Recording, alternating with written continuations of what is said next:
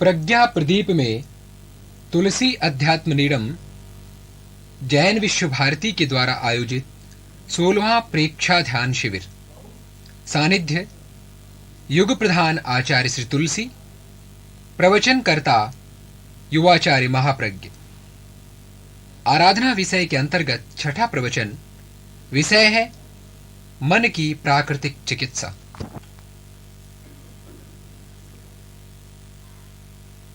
ज्योतिपुंज गुरुदेव, ज्योति की साधना करने वाले साधक,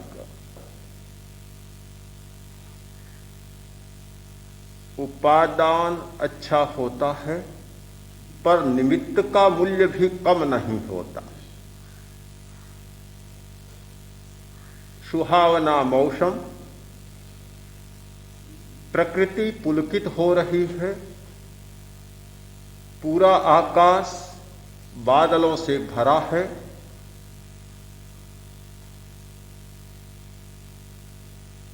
सारी भूमि हरित हो रही, एक नई आभा, आकाश की आभा भूमि पर उतर रही है। द्रव्य का अपना मूल्य होता है, क्षेत्र का अपना मूल्य होता है, काल का अपना मूल्य होता है और बदलती हुई अवस्थाओं का अपना मूल्य होता है। हम किसी एक ही मूल्य में नहीं बन सकते, किसी एक ही आग्रह की कारा में बंदी नहीं हो सकते। कभी कभी ऐसा होता है, मनुष्य आग्रही बन जाता है। आग्रही बनने वाला समग्रता की भव्यता से वंचित होकर एक बिंदु में दृष्टि को नियोजित कर प्रकृति की मोहकता से स्वयं प्रवंचित हो जाता है। तर्क हमारे जीवन का ऐसा ही एक दृष्टिकोण है जो समष्टि से काटकर एकांगिता के खड्डे में व्यक्ति को गिरा देता है। एक तर्कशास्त्री ने कहा, मैं चिकित्सा चाहता, इसलिए मेरी तर्क करने की बहुत आदत हो गई। आदत की जटिलता इतनी बढ़ गई कि व्यवहार में भी तर्क करने लगा हूं। तर्क की भी सीमा होती है। एक वकील कोर्ट में केस लड़ता है, वहां तर्क करता है, बात समझ में आती है, किंतु अपनी पत्नी के साथ भी तर्क करने लगे, आज रोटी क्यों बनाई और क्या बनाऊं? नहीं, तर्क से समझाओ कि रोटी क्यों बनाई। अब बेचारी क्या समझाएगी, तर्क का कोई विषय नहीं। पानी पीते तर्क करने लगे, परस्पर के सारे व्यवहारों में तर्क करने लगे, तो न्यायालय तो कब चलेगा, घर तो उजड़ जाएगा। व्यवहार क्षेत्र नहीं है तर्क का, सत्य की शोध क्षेत्र नहीं है तर्क का। तर्क का वही क्षेत्र होता है कि जहां दो मत होते हैं, मतद्वैध होता है, एक मत के चुनाव का प्रश्न होता है या एक मत को हराने और जिताने का प्रश्न होता है, वही तर्क का कुछ उपयोग होता है।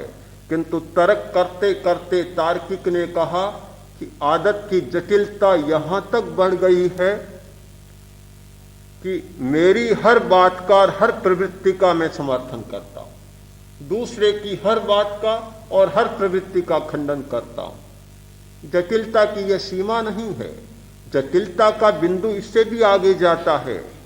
वह क्या? मैं जिस बात को कहता हूं और उसका समर्थन करता हूं, वही बात कोई दूसरा कहता है तो उसका खंडन करता हूं। ये क्यों ऐसा होता है? एक कोई ऐसा ही तार्किक था, उसने अपनी बात रखी, किसी दूसरे व्यक्ति ने वही बात दोहराई और तत्काल खंडन करने लग गया। उसने कहा, भला आदमी, मैंने तुम्हारे पास से ही तो ये तर्क सीखा है और तुम इसका खंडन करते हो। मैं ये नहीं जानता, मैं तो ये जानता हूं कि दूसरा कोई भी कुछ भी कहता उसका खंडन करता हूं, चाहे पहले मैंने कही हो, इससे मुझे कोई मतलब नहीं। तुम कहते हो तो तुम्हारी बात का खंडन करना मेरा धर्म है। आदत यहां तक बिगड़ जाती है। उसने कहा, मेरी भी ऐसी ही आदत होगी, अब क्या करूं। मैंने कई उपाय किए, चिकित्सा भी करवाई, मन की चिकित्सा करवाई, दवाइयां ली, कैसे ही इस तर्क से पिंडा छूटे, मुक्ति मिले, पर कोई उपाय कारगर नहीं हुआ। बहुत परेशान हूं, मैं परेशान, घर वाले परेशान, दोस्त परेशान, पड़ोसी परेशान, सब परेशान, मुक्ति चाहता हूं।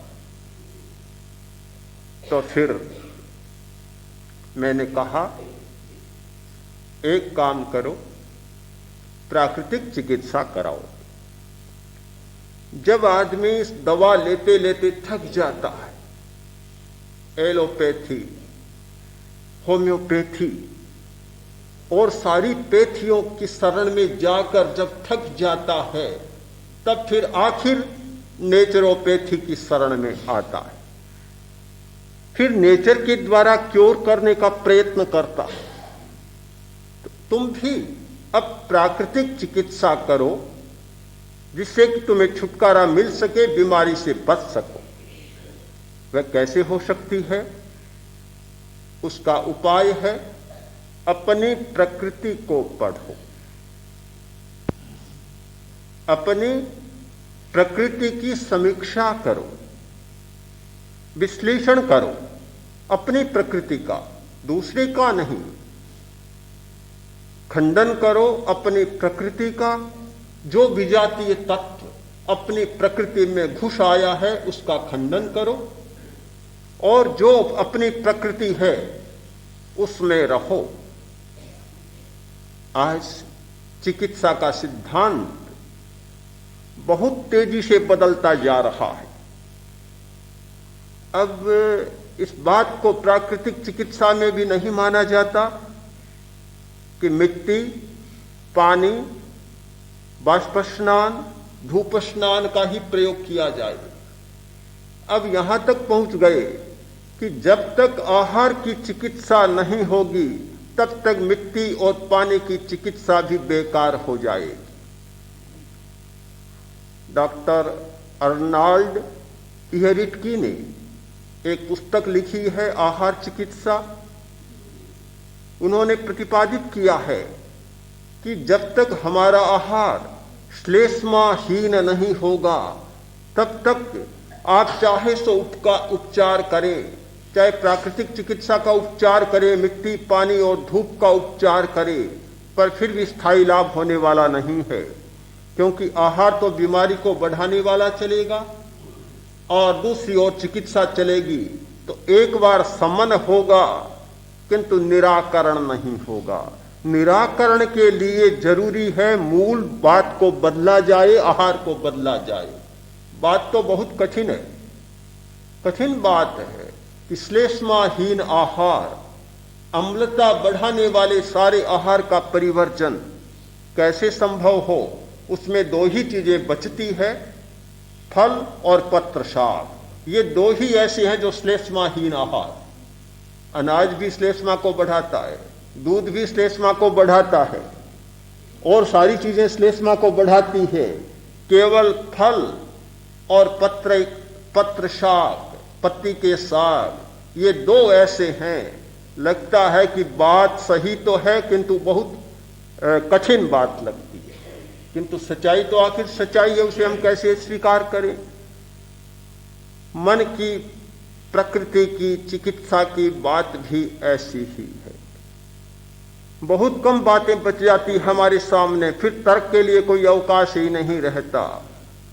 अपनी प्रकृति को देखना, अपनी प्रकृति में रहना, प्रकृति का भोजन करना, प्रकृति की स्थिति में रहना बहुत कठिन बात है। जयाचार्य ने आराधना में 2 बातें बताई, दुष्कृत की निंदा और सुकृत की अनुमोदना। दुष्कृत की निंदा, अपने दुष्कृत की निंदा और अपने सुकृत की अनुमोदना, ये प्रकृति प्रवास है, प्रकृति में रहने का उपाय है। न किसी का समर्थन न किसी का खंडन, दूसरे का समर्थन नहीं, दूसरे का खंडन भी नहीं, अपना समर्थन भी नहीं, अपना खंडन भी नहीं, अपना भी खंडन, दूसरे का भी खंडन, अपना भी समर्थन और दूसरे का भी समर्थन। व्यक्ति वहां से छूट जाता है, केवल दुष्कृत का खंडन, फिर चाहे अपना हो पराया हो, और सुकृत का अनुमोदन, फिर चाहे अपना हो पराया हो। समर्थन में भी कोई कठिनाई नहीं, खंडन में भी कोई कठिनाई नहीं, किंतु यह सब प्रकृति के स्तर पर होता है। केवल विजातीय तत्व को निकालने की बात और विजातीय तत्व का प्रवेश नए सिरे से न हो, उसका एक उपाय लिखा है कि यंत्रों का प्रयोग किया, ऊखल और मूसल का प्रयोग किया, उसकी निंदा करता हूं। बड़ी अजीब सी बात लगती है। मुझे लगता है कि आज के यांत्रिक युग में इस कृति को पढ़ने वाले के मन पर क्या प्रतिक्रिया हो, क्या समझेगा। एक और मनुष्य जहां महान यंत्रों का आविष्कार कर रहा है, निर्माण कर रहा है, प्रयोग कर रहा है, इतने भयंकर कल कारखाने चल रहे हैं, उस युग में ये बात सामने आए कि मैंने ऊखल का प्रयोग किया है तो निंदा करता हूं, मूसल का प्रयोग किया है तो निंदा करता हूं, कोल्हू चलाया है तो निंदा करता हूं, चक्की चलाई है तो निंदा करता हूं। बात समझ में ही नहीं आती। तब तो ठीक था कि जयाचार्य भी उन प्राकृतिक चिकित्साओं की कोटि में चले जाते हैं कि जो प्रकृति दे वही खाओ, वृक्ष दे फल खाओ, और पत्तियां दे जो पत्तियां खाओ, बस उन्हीं में संतुष्ट रहो। उस जमाने में ले जाना चाहते हैं जो आदिवासियों का जमाना था, यौगलिकों का जमाना था। आज का विकसित मनुष्य, इतनी सभ्यता, इतनी प्रगति और इतनी संस्कृति के विकास के बाद क्या फिर लौटेगा? क्या फिर आदिवासी बनेगा? क्या फिर जंगली बनेगा? क्या केवल फल फूलों पर अपना जीवन चलाएगा? क्या सब यंत्रों को बंद कर देगा, जहां की ऊखल की भी जरूरत नहीं, मूसल की भी जरूरत नहीं? ऊखल मूसल की जरूरत तो तब पड़ती है कि आदमी कुछ पकाता है, पकाकर खाता है। हमारे प्राकृतिक चिकित्सक बंधु कहते हैं पकाने की जरूरत नहीं, कच्चा अनाज खाओ, अनाज भी खाओ तो कच्चा खाओ, कच्ची चीजें खाओ, पकाओ मत। दूध भी कच्चा पियो, जो मिले जैसा मिले उसी रूप में खाओ, अग्नि का प्रयोग मत करो, तब तो ठीक बात है। अगर एक प्राकृतिक चिकित्सक कहे कि ऊखल का प्रयोग, मूसल का प्रयोग, चक्की का प्रयोग सब व्यर्थ है, तो वह व्यर्थता की भाषा समझ में आती है। और उसी भाषा के संदर्भ में जयाचार्य की भाषा भी समझ में आती है कि मैंने किसी भी जन्म में अगर ऊखल मूसल चक्की का प्रयोग किया हो तो उसकी निंदा करता, किंतु आज की हमारी सभ्यता के युग में रहने वाले समाज की भाषा इसे सहन भी नहीं कर सकती। क्या अविकसित समाज का चित्रण है। अविकसित समाज, जब कोई विकास नहीं हुआ उस समय की बात है, कैसे हो। सचमुच बड़ी अटपटी बात लगती। तर्क से तो समझ में भी नहीं आएगी, और आप सही मानिए कि यह तर्क का विषय भी नहीं, तर्क से समझ में नहीं आएगी। किंतु अहिंसा और प्रकृति पर जब विचार करते हैं तो लगता है कि सच्चाई तो यही है, कर सकें या न कर सकें एक अलग प्रश्न है। सच्चाई को तो अस्वीकार नहीं कर सकेंगे। ये स्पष्ट बात है कि श्लेष्माहीन आहार करने वाला जितना स्वस्थ रह सकता है, श्लेष्मा युक्त आहार करने वाला उतना स्वस्थ नहीं रह सकता। प्रोटीन न खाने वाला जितना स्वस्थ रह सकता है, प्रोटीन खाने वाला उतना स्वस्थ नहीं रह सकता। डॉक्टरों का तो सिद्धांत बन गया, अगर प्रोटीन न मिले तो मनुष्य का विकास भी कैसे हो। वे प्रोटीनहीन आहार की बात सोच ही नहीं सकते, किंतु प्रोटीन कितनी बीमारियों को पैदा करता है इस बात को भी जानते हैं। एक युग आया कि प्रोटीन पर अत्यधिक बल दिया गया, अब नहीं दिया जा रहा है, वह भी बदलता जा रहा है। सच्चाई को सच्चाई स्वीकार करना पड़ेगा। आज का मनुष्य भयभीत है, अणुअस्त्रों से, जहरीली गैसों से और भयानक प्रक्षेपास्त्रों से। क्यों? उसके मन में आशंका है कि कब 2, 4, 5 व्यक्तियों के मस्तिष्क में पागलपन छा जाए और सबका प्राण पखेरु समाप्त हो जाए, उड़ जाए। पता नहीं ईश्वर कब सृष्टि का प्रलय करेगा, किंतु आज तो हमारी दुनिया में 2, 4, 5 ईश्वर ऐसे बैठे हैं कि जब चाहे तब सृष्टि का प्रलय कर सकते। कोई सूचना मिली, गलत सूचना कंप्यूटर ने दे दी, गलत। आदमी भी गलत सूचना देता है तो कभी कभी कंप्यूटर भी गलत सूचना दे देता है। कंप्यूटर ने गलत सूचना दी कि शत्रु के विमान प्रक्षेपास्त्र आ रहे हैं और तत्काल अमेरिकी वायुयान अणुअस्त्रों को लिए हुए आकाश में मंडराने लग। खतरा थोड़े में टल गया, फिर पता चल गया कि यह कंप्यूटर की गलती से हुआ है। अगर नहीं चलता तो न जाने क्या परिणाम हो जाता। आज तो यह स्थिति बनी है। अब दोनों ऐसे छोर हैं, एक्सट्रीम पॉइंट्स हैं दोनों बिल्कुल, एक यंत्र के नास्तित्व का और एक यंत्र के प्रबल अस्तित्व का। जयाचार्य जैसे व्यक्ति सुझाते हैं कि आराधना के लिए अपने इन यांत्रिक प्रयोगों की निंदा करो। मुझे नहीं पता अणुबम का आविष्कार करने वाला और प्रयोग करने वाला क्या निंदा करे। कभी निंदा के स्वर में कहेगा कि मैंने अणु अस्त्रों का आविष्कार किया हो तो निंदा करता हूं, मिच्छामि दुक्कड़म। क्या कभी इस भाषा में सोचेगा कि मैंने हाइड्रोजन बम का आविष्कार किया हो तो निंदा करता हूं, उनका प्रयोग किया हो तो निंदा करता हूं। यह निंदा की बात कहां तक बैठेगी समझ में नहीं आता। इस भय का मूल बीज,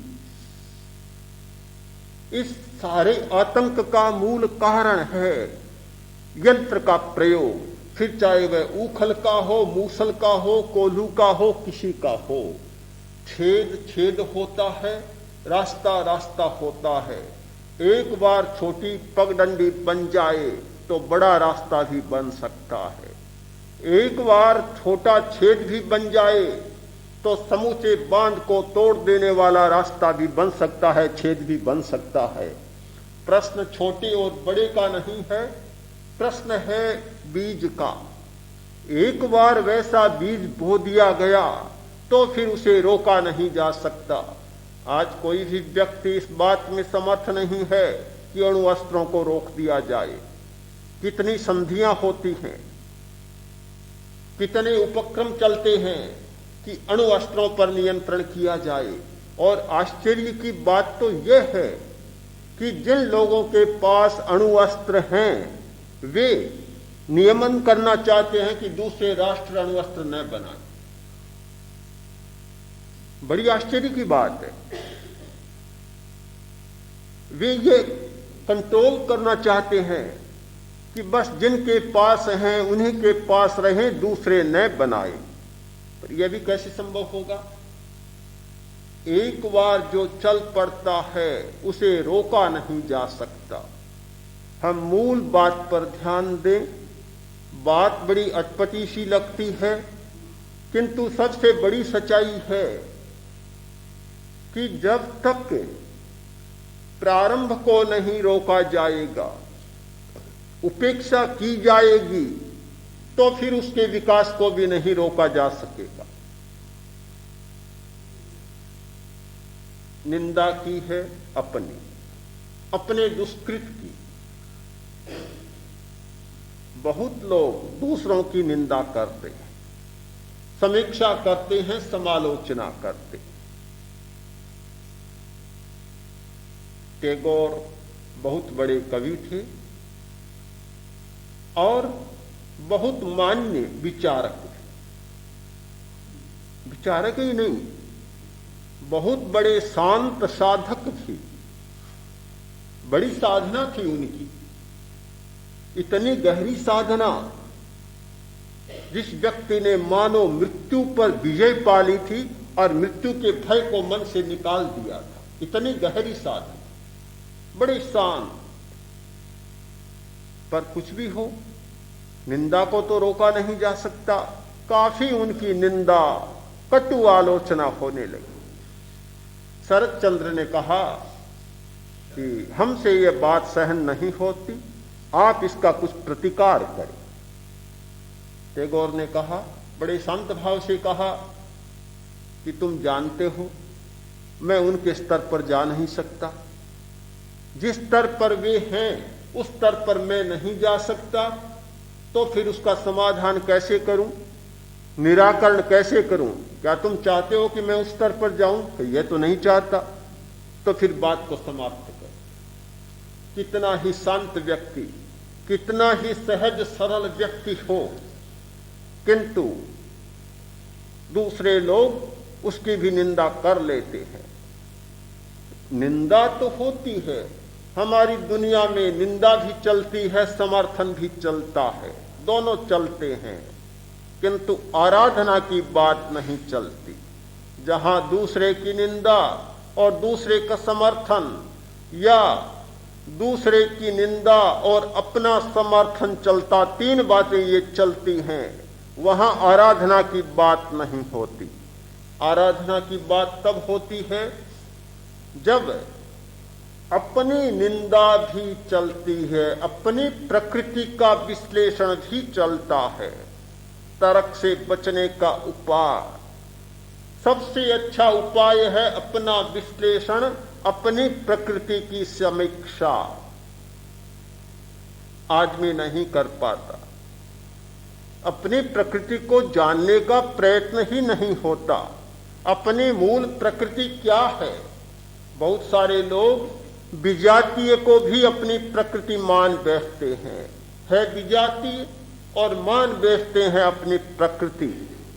ऐसा होता है, हम सचमुच मानते चले जा रहे हैं, विजातीय को अपना मानते चले जा रहे हैं, हमें पता ही नहीं कि यह हमारा नहीं है। अनेक क्षेत्रों में आपको पता चलेगा कि हमारी धारणाएं बन गई।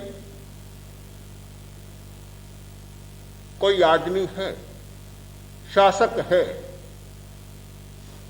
कोई कुछ बात आकर कहता है, तत्काल गुस्से में आ जाता है। एक मैनेजर है, एक सेठ है, कोई कर्मचारी और मुनीम कोई बात आकर कहता है, तत्काल गुस्से में आ जाता है। नौकर कहता है, मालिक गुस्से में आ जाता है। इसलिए हमारी धारणा है कि उस पर थोड़ी क्रूरता दिखाए बिना वह नियंत्रण में नहीं रह सकता। हमने इसको प्रकृति मान लिया कि ऐसा करना तो स्वाभाविक है, ऐसा किए बिना काम चल नहीं सकता।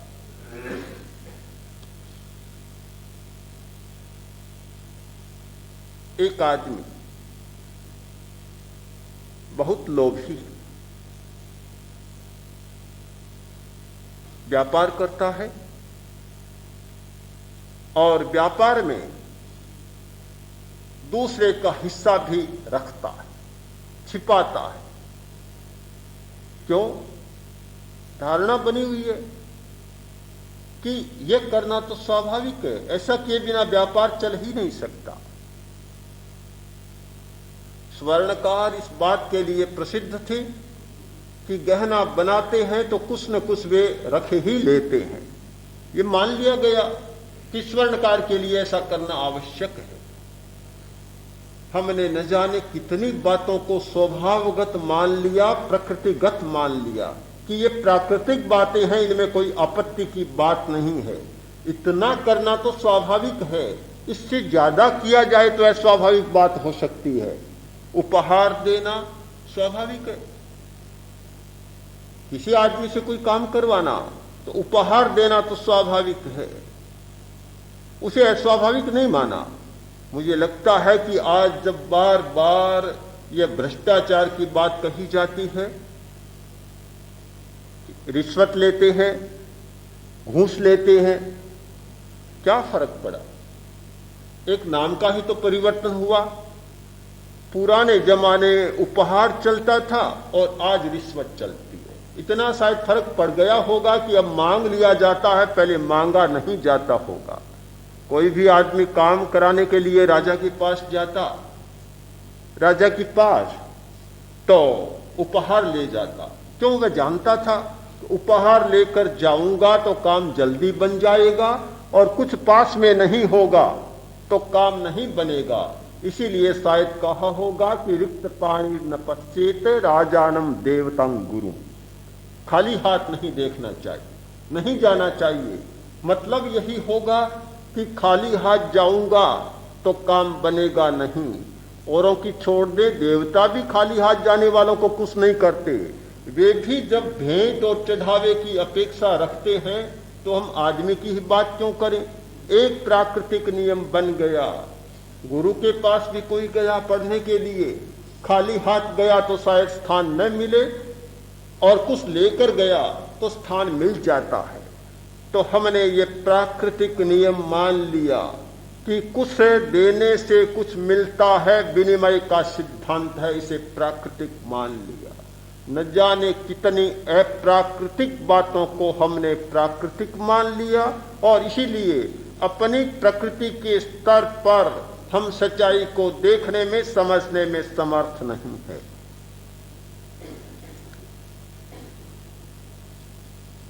जयाचार्य ने प्रकृति का जो विश्लेषण किया है, उसका जो समर्थन किया है और विकृति की जो निंदा की है, उस भाषा को शायद हम न भी समझ सके, किंतु उस भाषा के पीछे जो सच्चाई छिपी हुई है उसे हम अस्वीकार नहीं कर सकते। बहुत बड़ी एक सच्चाई छिपी हुई है उसमें। सच्चाई यह है कि हमारी दृष्टि में अभी भी वह भेद वाली बुद्धि समाई हुई है। अभेद की बुद्धि नहीं जागी। रांका और बांका, पति और पत्नी दोनों जा रहे थे। रास्ते पर देखा कि एक सोने की मुहर पड़ी। रांका थोड़ा आगे था, बांका थोड़ी पीछे थी। रांका ने सोचा पत्नी पीछे आ रही है, थोड़ी पीछे आ रही है, उसकी दृष्टि न गिर जाए, कहीं मन में लालच न जाग जाए, लोभ न आए, उठा न ले। तत्काल थोड़ी धूल सरकाई और उस मोहर पर डाल दी। बांका सब देख रही थी। आई और बोली, पति क्या किया आपने? कहा नहीं ऐसे ही कुछ नहीं। क्या किया? तो समझ गया कि उसने देख लिया है। एक मुहर पड़ी थी, उस पर मैंने धूली डाली है। क्यों डाली? सच बताऊं, मेरे मन में संदेह जागा कि तुम पीछे आ रही हो, कहीं तुम्हारे मन में लोभ की भावना न जाग जाए और कहीं तुम उठा न लो, इसलिए मैंने उस पर धूल डाल दी। बोली, पति अभी सच्चाई मिली नहीं आपको। आपके मन में यह मुहर का और धूल का भेद ही रह गया। मेरे मन में तो कोई भेद ही नहीं है। जैसी यह धूल है वैसी मोहर है, जैसी मोहर है वैसी धूल है। लगता है कि आपको यह सच्चाई अभी मिली नहीं, इसलिए आपको यह करना पड़ा। सचमुच यह सच्चाई हमें मिली नहीं। हमारे मन में इतने भेद, इतने तर्क, प्रत्येक भेद का मतलब है प्रत्येक तर्क। अभेद में कोई तर्क नहीं होता, समष्टि में कोई तर्क नहीं होता। तर्क का अर्थ होता है भेद और भेद का मतलब होता है तर्क। यह भेद ही तर्क को जन्म देता है। अगर सब चीजें समान हो तो तर्क पैदा नहीं होगा। हमारे सब आचरण समान हो तो कोई तर्क पैदा नहीं होगा। हमारे सब व्यवहार समान हो तो कोई तर्क पैदा नहीं होगा। तर्क तब पैदा होता है, एक दिन एक प्रकार का आचरण किया और दूसरे दिन दूसरे प्रकार का आचरण किया। एक समय एक प्रकार का आचरण किया और दूसरे समय दूसरे प्रकार का आचरण किया। तत्काल तर्क पैदा होगा कि कल तो आपने ऐसा किया था, आज ऐसा क्यों करते हैं। और ये तर्क बच्चे में भी पैदा हो जाते, बच्चे में, कि कल तो आपने ऐसा कहा था, आज ऐसा क्यों कहते। कल आपने ऐसा किया था, आज ऐसा क्यों करते हैं। जितने भेद उतने तर्क। भेद तर्क को जन्म देते हैं, अभेद में कोई तर्क नहीं होता। यदि अभेद वाली बात समझ में आ जाए कि हमारी प्रकृति में, मूल प्रकृति में कोई भेद नहीं है, केवल चेतना है, केवल चेतना, केवल चेतना, वहां कोई भेद नहीं। इसीलिए हम बार बार प्रेक्षा का प्रयोग करते हैं कि अपनी प्रकृति को जान सकें, समझ सकें, अपनी चेतना के साथ संपर्क स्थापित कर सकें, अपनी चेतना को पहचान सकें, जो हमारी मूल प्रकृति है उसको पहचान सकें। हमने विकृति को प्रकृति मान रखा है, वह हमारी धारणा समाप्त हो जाए और सच्चाई हमारे हाथ लगे, मूल तक पहुंच जाए। जब यह अभेद की चेतना जागती है, तर्क समाप्त हो जाते। हिंसा, असत्य, चौरी, अब्रह्मचर्य, परिग्रह, 5 आश्रम, क्रोध, मान, माया, लोभ, ये 4 कषाय और इनका बहुत बड़ा परिवार। यह सब समूचा परिवार, यह विकृति पैदा करने वाला परिवार, चेतना को विकृत बनाने वाला परिवार है। किंतु हमने तो इसको स्वाभाविक मान रखा है, प्रकृति मान रखा है। हमारे मानस शास्त्री कहते हैं कि काम तो मनुष्य की प्रकृति है, काम में कोई बुराई नहीं, प्रकृति है। जो काम का सेवन नहीं करता वह पागल हो जाता। सबकी धारणा बन गई, आज तो युग की धारणा बन गई कि ये ब्रह्मचारी रहने वाले फालतू बकवास करने वाले हैं और ऐसा करने वाले तो पागल लोग हैं, अर्धविक्षिप्त लोग हैं। काम तो हमारी प्रकृति है और जो इसका अतिक्रमण करता है प्रकृति का, वह कोई विकास नहीं कर सकता। एक बार एक बहुत बड़े विद्वान और विचारक व्यक्ति ने प्रश्न किया कि साधु लोग बौद्धिक विकास नहीं कर सकते। मैंने कहा ये कैसे, ये नियम कैसे बनाया आपने? ये तो कह सकते हैं भी साधु लोग मोटर का व्यवहार नहीं कर सकते, वाहन का प्रयोग नहीं कर सकते, ये बातें तो आप कह सकते हैं, पर बौद्धिक विकास नहीं कर सकते, ये कैसे? तो उन्होंने कहा कि काम मनुष्य की एक स्वाभाविक प्रकृति है, और जो ब्रह्मचारी रहते हैं उनका बौद्धिक विकास नहीं हो सकता। मुझे बड़ा आश्चर्य हुआ, बहुत बड़ा आश्चर्य हुआ। क्या अकाम है वे ऐसा नहीं हो सकते? सामने वाला व्यक्ति कोई साधारण व्यक्ति नहीं था, हिंदुस्तान का जाना माना कवि, विचारक और विद्वान व्यक्ति।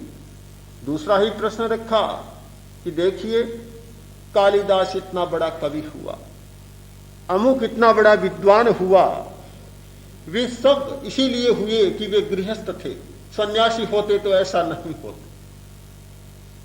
तर्क आखिर तर्क होता है और भेद पर चलता है, कोई दोष नहीं। आज के मनोविज्ञान ने भी इस धारणा को बहुत पुष्ट किया है कि जो क्रोध नहीं करता, संवेगों का प्रयोग नहीं करता, वह अच्छा व्यक्ति, अच्छा प्रशासक या अच्छा नियंत्रक या काम चलाने वाला नहीं हो सकता। जो अपने अभिमान का प्रयोग नहीं करता, वह अच्छा योद्धा और अच्छा राष्ट्रभक्त नहीं हो सकता।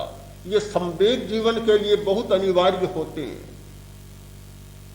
ये मनोविज्ञान का सिद्धांत कह रहा हूं, अपने मन की बात नहीं कह रहा हूं। संवेग जीवन के लिए अनिवार्य है, प्रकृति को संचालित करने के लिए, सृष्टि को चलाने के लिए ये सारे संवेग बहुत जरूरी हैं।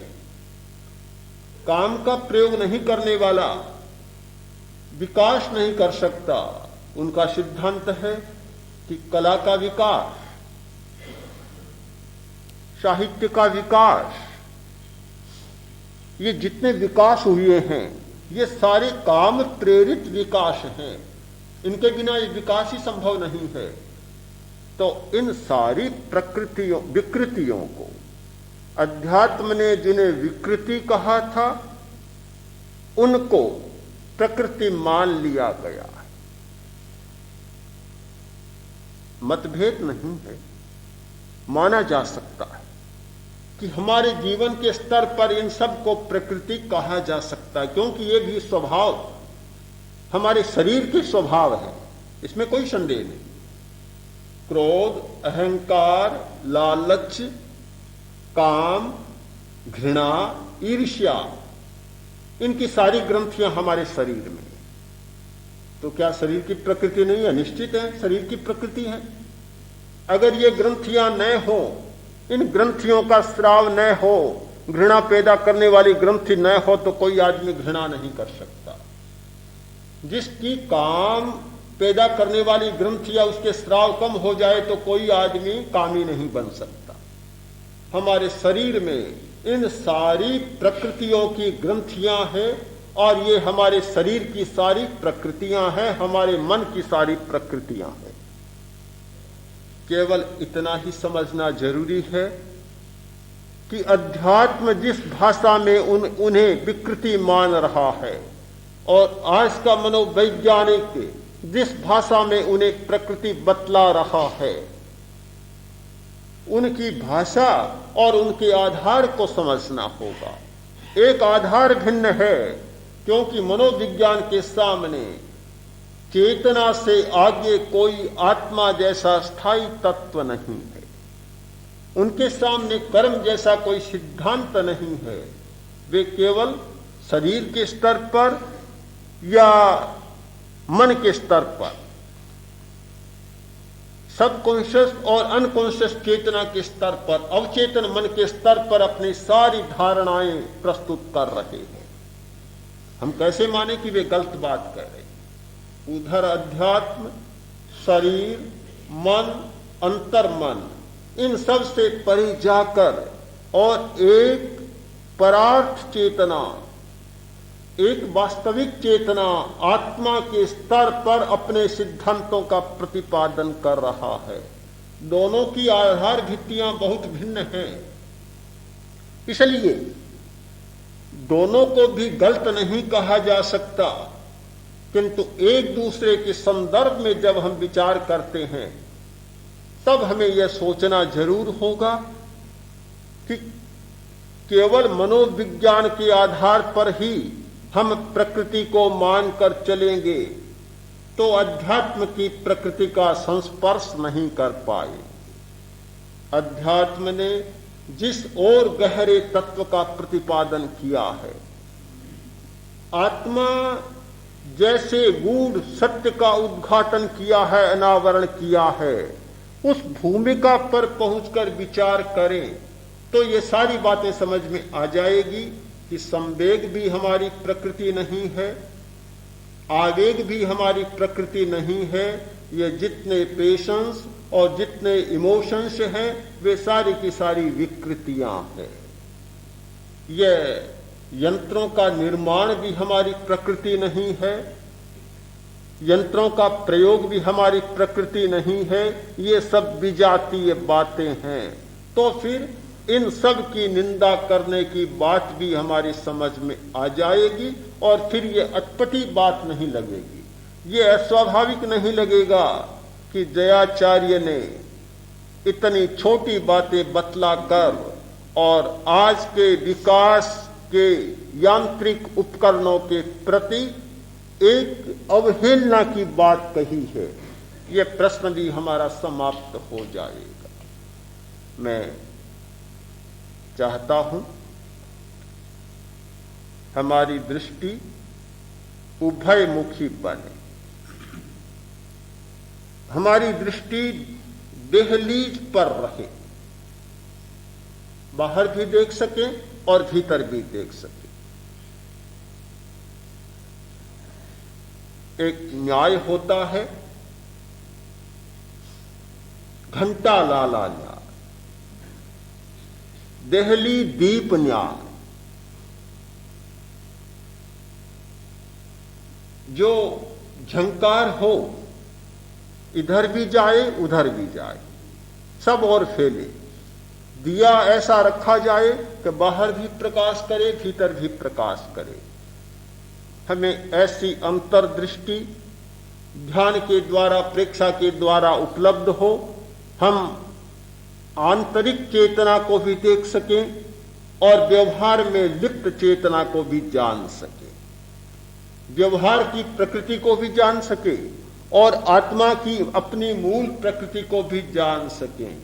अगर यह ज्ञान हमारा स्पष्ट होता है तो आराधना का यह सत्य हमारे सामने बिल्कुल अनावृत हो जाएगा कि आदमी अपने छोटे से छोटे दुष्कृत की निंदा करे और अपने छोटे से छोटे सुकृत का अनुमोदन करे।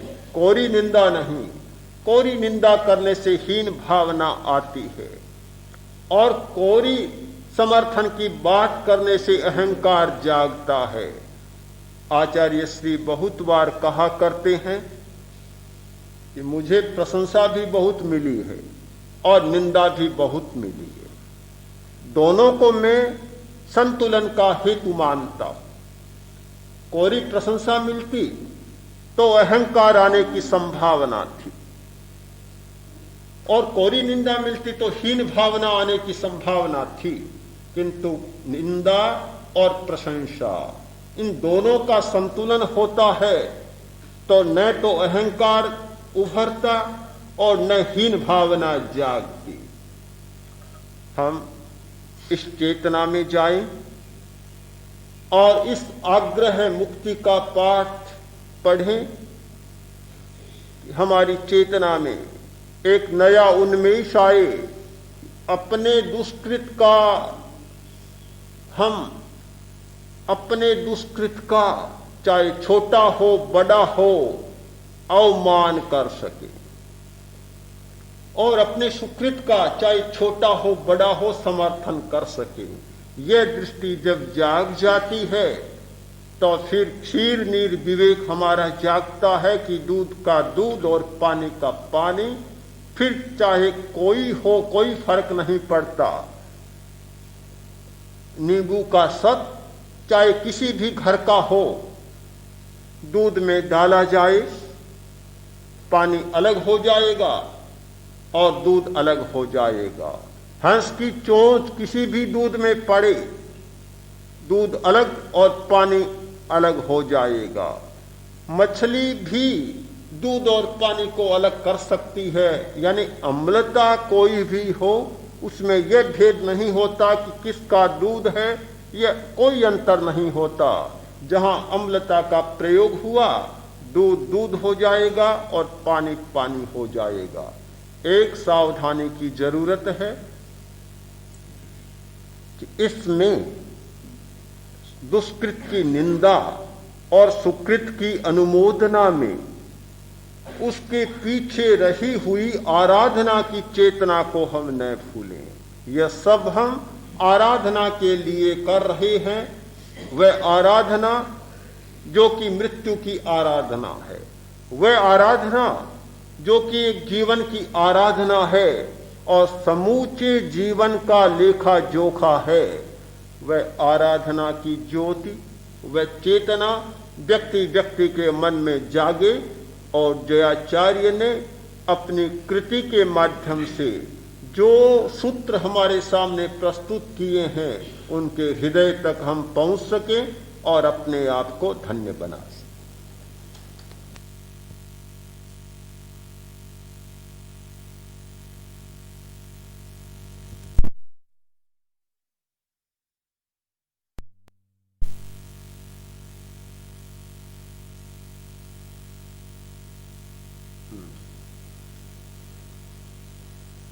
ये दो घोड़ों पर पांव रखने की बात भी हमारी भेद बुद्धि की बात है।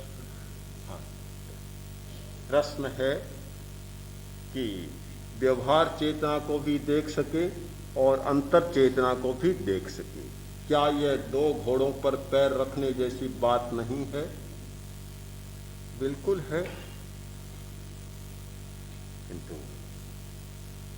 मैं मानता हूं इसलिए है कि हमारी भेद बुद्धि प्रबल है। हम पहले तो घोड़ा बनाते हैं, उस पर फिर चढ़ते हैं और तब दो घोड़ों पर पांव रखने की बात आती है। घोड़ा बनाए ही क्यों? कठिनाई तो यही है कि घोड़ा बनाए ही क्यों? क्या घोड़ा आदमी के चढ़ने के लिए बना है?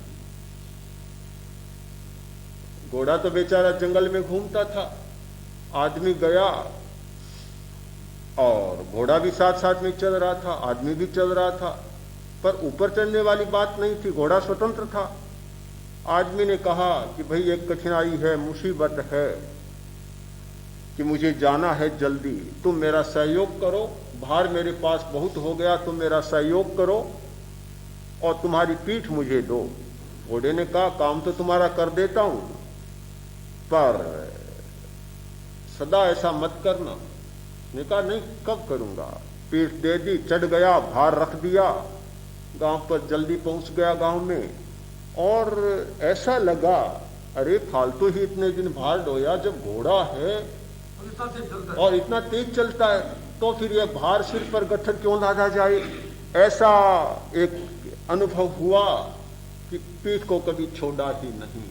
हम पहले घोड़े की पीठ पर चढ़ते हैं कोई लालच देकर, भुलावा देकर, और फिर उसे छोड़ना नहीं चाहते। तब ये दो घोड़ों पर पांव रखने की बात आती है। हम इस सच्चाई को मान कर चलें कि आदमी के पैर चलने के लिए है, घोड़े पर चढ़ने के लिए नहीं है। तो समस्याओं से निपटना चाहते तो हमें ऐसा करना ही होगा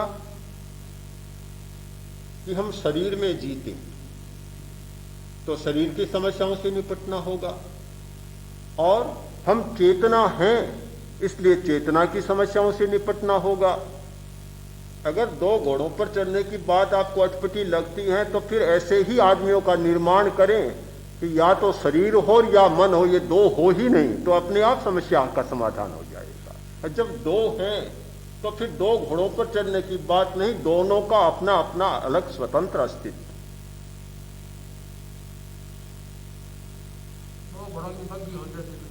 हाँ, प्रश्न है कि जो भी करते हैं उचित समझकर करते हैं, फिर उसे दुष्कृत मानकर उसकी निंदा करना कहाँ तक उचित है। जयाचार्य ने यह नहीं कहा कि उचित मानते हो उसकी निंदा करो। उन्होंने तो यही कहा है कि जब तुम्हें लग जाए कि यह दुष्कृत है तो उसकी निंदा करो। जब तक अच्छा मानते हो तब तक करते जाओ, मजे से करते जाओ, कोई निंदा करने, तब तक समर्थन करो जी भर कर। किंतु जब यह बात समझ में आ जाए तो वास्तव में यह तो बीमारी है। कोई भी आदमी जब तक नहीं समझ पाता कि यह बीमारी है तब तक उसकी कोई दवा नहीं करता, चिकित्सा नहीं करता। जब समझ में आ जाए कि यह बीमारी है तब उसकी चिकित्सा शुरू करता है। तो यह तो समझ लेने के बाद की बात है, पहले की बात नहीं। क्रिया प्रदीप की आराधना में संलग्न उपासक उपासिकाओं, अब तक आप एक बात सुनते थे कि पर निंदा और स्व प्रशंसा नहीं करनी चाहिए। आज आपने एक नई धारणा सुनी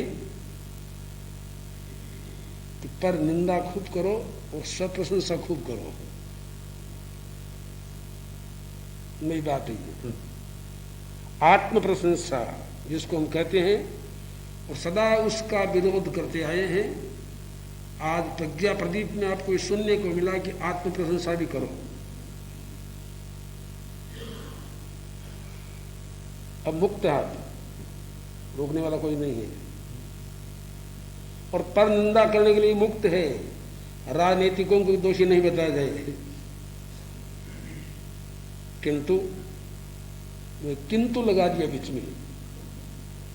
इससे गुरु हमेशा रज में तज निकाल किंतु लगा दिया, इससे समाधान हो गया, वरना बहुत कठिनाई पैदा हो जाती है। सुकृत की प्रशंसा, दुष्कृत की निंदा।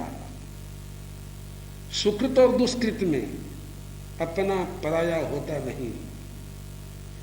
अपना पराजय शब्द तो व्यवहारिक है। सुकृत सुकृत है, दुष्कृत दुष्कृत है, चाहे अपना हो चाहे पराया हो। दुष्कृत सारा ही पराया ही पर नहीं। इसलिए सुकृत की प्रशंसा करो, अच्छाई की प्रशंसा करो, प्रशस्त की प्रशंसा करो, बहुत प्रशस्त बात है। दुष्कृत की निंदा करो, बुराई की निंदा करो, अप्रशस्त की निंदा करो।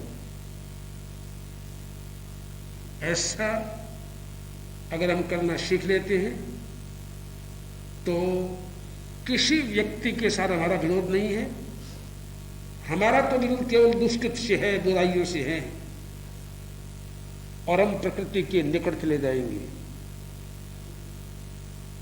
चर्चा तो यही चली आज पौन घंटा तक, प्रकृति विकृति।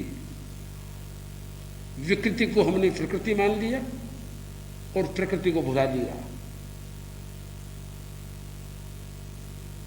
ये कोई आज भुलाया हमने कब भुलाया है? कब हमने पाया था तो भुला दिया? ये कहना गलत है कि हमने भुला दिया। सत्य कभी हमने पाया ही नहीं, प्रकृति को कभी पकड़ा ही नहीं, सदा विकृति को ही प्रकृति मानते आए हैं। अनादिकाल से, स्मृति काल से, अनंत काल से। इसमें हमारा क्या दोष है?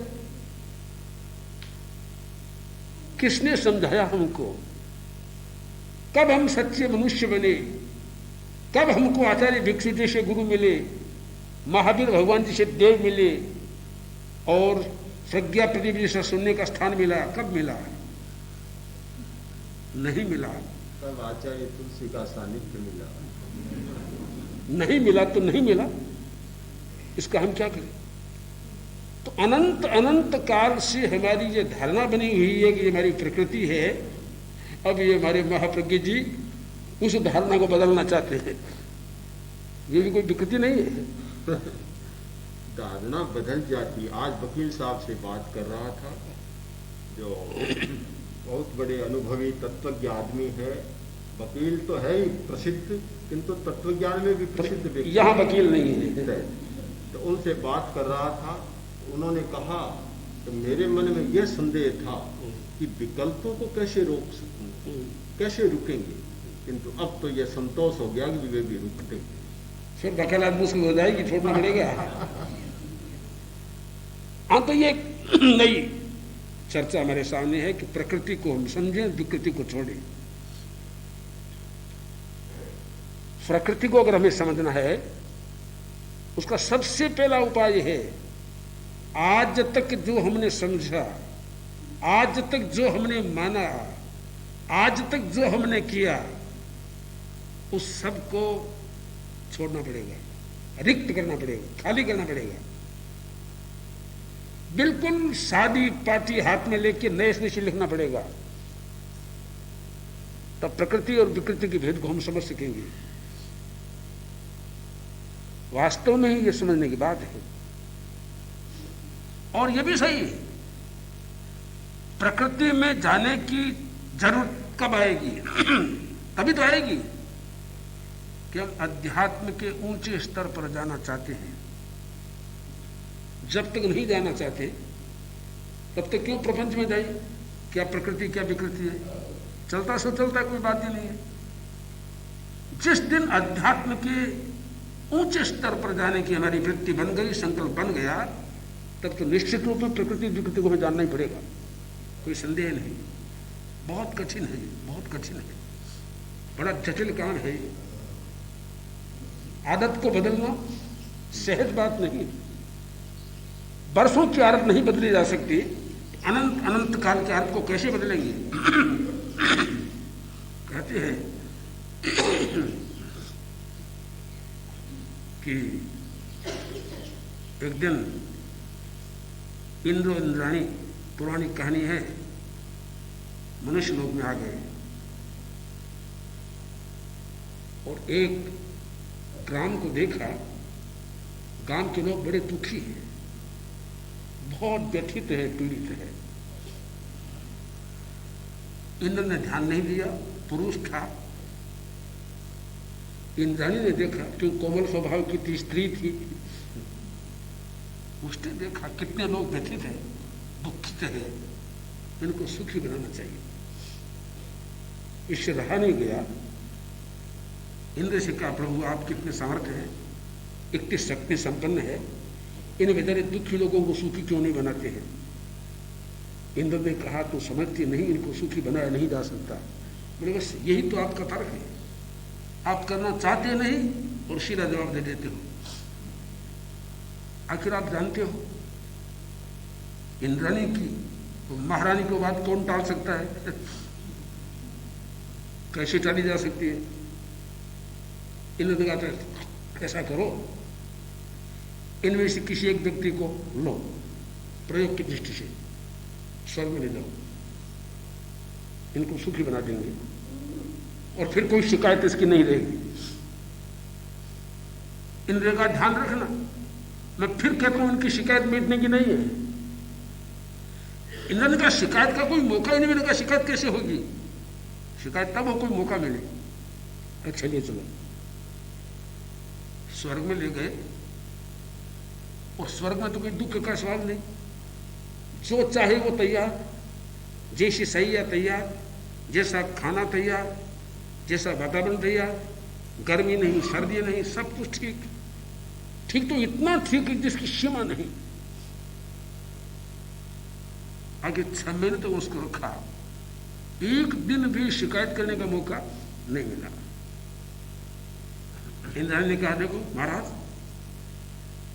सब बातें ठीक हो गई, इसकी शिकायतें मिट गई, बिल्कुल संतुष्ट हो गया है, हमने कभी प्रयत्न नहीं किया। इंद्र ने कहा, अच्छा अब इसको नीचे भेजना है, तुम पूछ लो। इंद्राणी आई, बोला भैया क्या चाहते हो? अब मैं जाना चाहता हूँ मेरे मनुष्य लोक में। अच्छा जाओ। तो बोलो कैसा रहा? कोई शिकायत तो नहीं है? कैसा रहा? अच्छा रहा। नहीं ठीक से बताओ। वो कोई बंगाली आदमी था, उसने कहा ভালো ভালো অতি ভালো, কিছু কম ভালো হতো ভালো।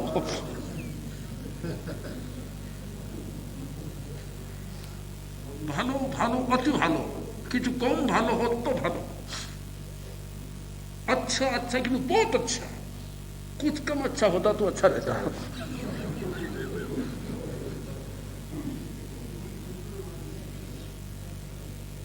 इन्होंने कहा देख लो, स्वामी आप सच्चे हैं, नहीं बदल सकते। तो प्रकृति को बदलना बहुत मुश्किल है, कठिन काम बहुत है। किंतु जो लोग ऊंचे स्तर पर चले गए या चले जाना चाहते हैं, उन लोगों ने ये काम किया, उन लोगों ने ये बात कही। तो हमारे दयाचार्य जी तो उच्च चेतना के स्तर पर जाने वाले व्यक्ति थे। उन्होंने, मैं तो समझता हूं, कुछ कम कहा, ऊखल मूसल का प्रयोग किया हो तो मिच्छा में दुक्कड़म। उनको कहना चाहिए था अन्न जल का प्रयोग किया हो तो मिच्छा में दुक्कड़म। ठीक है ना? ऊखल मूसल का प्रयोग करना तो विकृति है। खाना पीना विकृति नहीं है क्या? शुद्ध आत्मा कभी खाती है क्या? परमात्मा कभी खाती है? कोई पीती है पानी? बिल्कुल नहीं। आज जो हम कर रहे हैं भी प्रकृति नहीं, विकृति है। जब तक सुधा वेदनी क्रम का उदय है तब तक भूख प्यास लगती है, ये मिटा के सब मिट जाएगा। फल फूल खाया हो तो विचन, हाँ, फल फूल खाना भी विचन रुकने का काम है। कहने का मतलब ये है, ये कहने की बात है, वास्तव में समझने की बात है। जब तक उस स्तर पर हम नहीं पहुंचेंगे तब तक ऐसा करेंगे। तो इसलिए ये कोई बड़ी बात नहीं है। प्रकृति में जाने का प्रयत्न करें, फिर भी विकृति को समझें और विकृति को धीमे धीमे समझ के छोड़ने का प्रयत्न करें, तभी हमारी सच्ची आराधना होगी। प्रज्ञा प्रदीप की आराधना, प्रज्ञा का प्रदीप हमारे भीतर जल रहा है, उसकी आराधना हम कर रहे हैं। और उसकी आराधना करने में हम जितने आगे बढ़ेंगे, ऊंचे स्तर पर पहुंचेंगे, वही हम प्रकृति में स्थित हो जाएंगे। और उस प्रकृति में स्थित होना यही हमारी आराधना का मुख्य उद्देश्य है, जिसको हम पाने का प्रयत्न कर रहे हैं। आराधना की छठी ढाल है,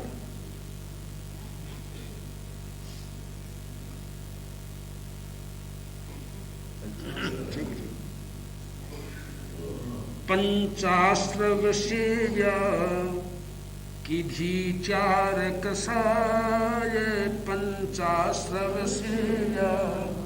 की भी चार कसाय, सहसाखे निंदू दुर्गति है तूताय, सहसाखे निंदू दुर्गति है तूता।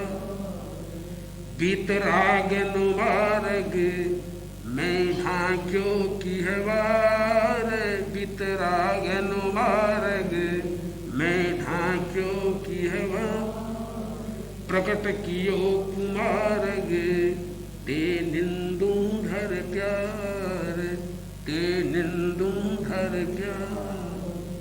यही सब बातें अब तक बतलाई, ठीक इन दो पद्यों में सब बातें आ गई है।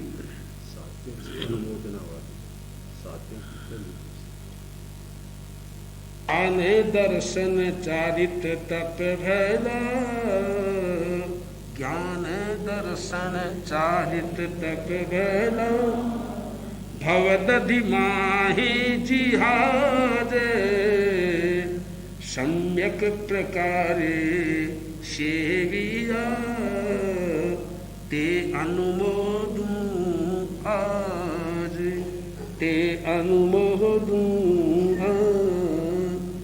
अरिहंत सिद्ध ने आयरिया, उवज्झाया अणगार, तसु नमस्कार वंदना करी, ते अनुमोदू आज।